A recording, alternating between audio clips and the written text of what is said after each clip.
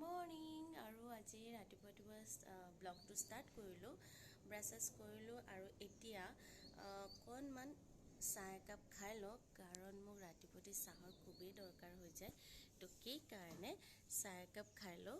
আৰু এইকেইদিন বতৰ ইমান ধুনীয়া আছে, বতৰ মানে কি ৰাতিপুৱা ধুনীয়া ঠাণ্ডা ঠাণ্ডা বতাহ বলি থাকে। মাজতে খুব গৰম হ'ল আৰু এতিয়া ভালেই বাৰু বতৰটো, কাৰণ গৰমৰ দিন আহি আছে, আহিলে মানে কি আহিয়ে গ'ল আৰু কি যে হ'ব এই গৰমৰ দিনকেইটা। তো চাই থাকোঁ আজি ভিডিঅ'টো, দিনটো কি কৰোঁ কি নকৰোঁ আপোনালোকৰ ওচৰত দেখাম। তো এতিয়া মই যাওঁ চাহ বনাবলৈ, চাহকাপ খাই লওঁ।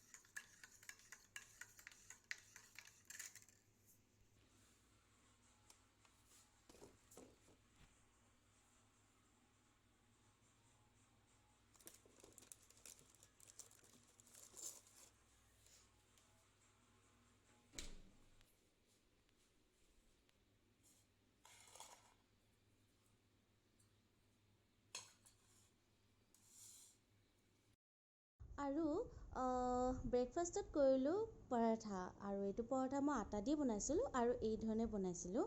আৰু এনেকৈ আপোনালোকে পৰঠা বনাই খাবচোন, বহুত ধুনীয়া হয় পৰঠাকেইখন। আৰু বিশেষ তেনেকুৱা একো নাছিলে, ভাজি অকণ বনাইছিলোঁ, ভেন্দি আৰু আলু আৰু ভাজি, তো সেইটো আৰু নেদেখালোঁ। আৰু এতিয়া পৰঠাটো বনাব লৈছোঁ, আৰু মই পৰঠাটো বনাইছিলোঁ ঘি দি, মানে এইটো পৰঠাটো ঘিত বনাই বেছি ভাল লাগে। আৰু এই পৰঠাকেইখন খাবলৈ বহুত টেষ্টি হয়। মই মাজে মাজে এনেকৈ বনাওঁ পিছে, আৰু পৰঠাকেইখন বহুত ধুনীয়াকৈ ফুলিও যায়।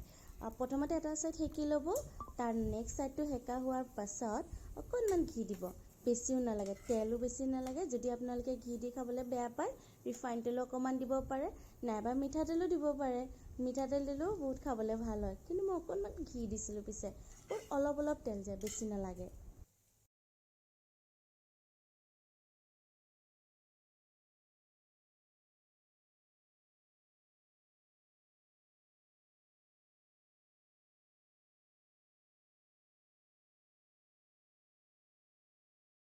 আৰু এতিয়া যাওঁ অলপ ভাত পানী বনাওঁগৈ।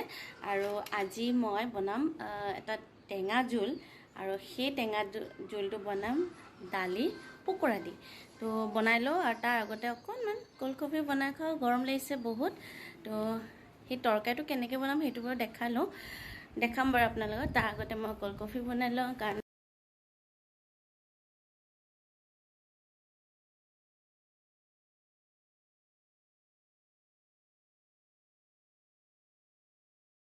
আৰু আজি মই টেঙা জোলটো বনাম এই মুগ দালি দি।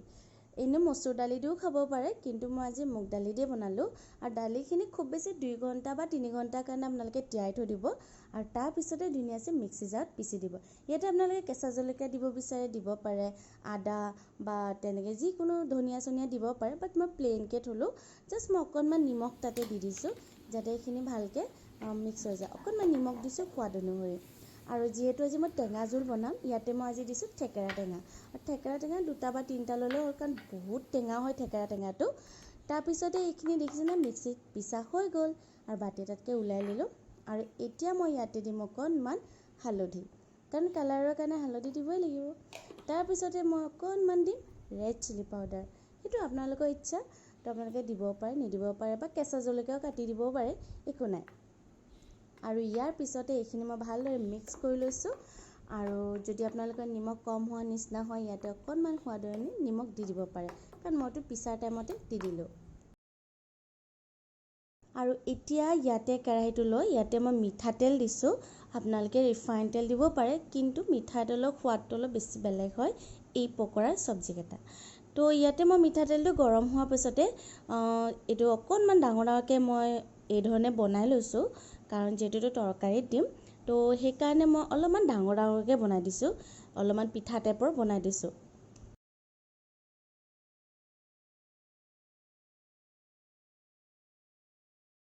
তো এইখিনি ভজা হৈ গ'ল, এতিয়া ধুনীয়া আছে, নমাই থৈ দিম।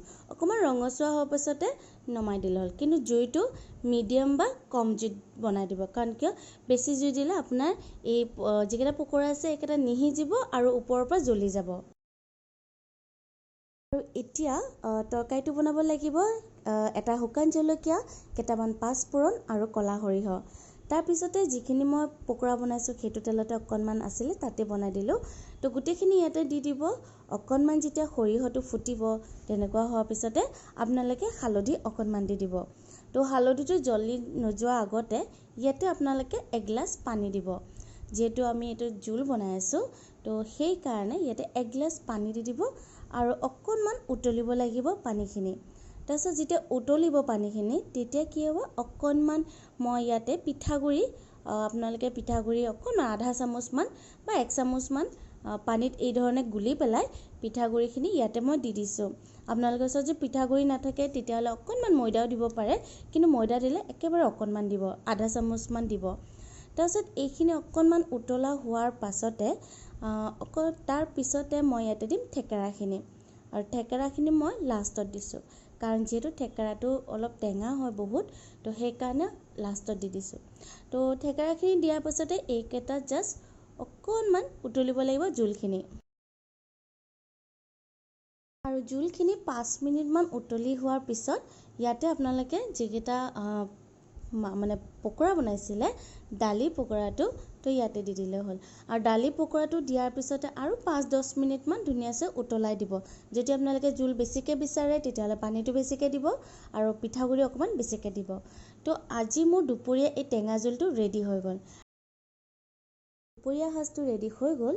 ইয়াতে মই পকৰা এটা লৈ লৈছিলোঁ, এইটো কঁঠালৰ মুচি, কোমলীয়া কঁঠালৰ চব্জিটো, আৰু এই টেঙা জোলখন লগতে পাপৰ আৰু আছিলে শুকান মাছৰ চাটনি, বিলাহী দি বনাইছিলে, এইটো পুৰি পেলাই। তো এই ৰেচিপিটো চাই আৰু এই থালখন দেখি আপোনালোকক খাওঁ খাওঁ লাগিছেনে সেইটো জনাব। আৰু লগতে মোৰ চেনেলটো আপোনালোকে ছাবস্ক্ৰাইব কৰিবলৈ পাহৰি নাযাব, লাইক কমেণ্ট শ্বেয়াৰ কৰিব নিশ্চয়। আৰু আজিলৈ ইমানতে, নেক্সট আৰু এটা নতুন ভিডিঅ' লৈ আহিম আপোনালোকৰ ওচৰলৈ। তো চেনেলটো ছাবস্ক্ৰাইব কৰিবলৈ পাহৰি নাযাব। বহুতে চাই কিন্তু ছাবস্ক্ৰাইব নকৰে, আশা ৰাখিছোঁ এবাৰ যিসকলে ছাবস্ক্ৰাইব কৰা নাই সেইসকলে যেন ছাবস্ক্ৰাইব কৰে। তো আজিলৈ ইমানতে, বাই বাই।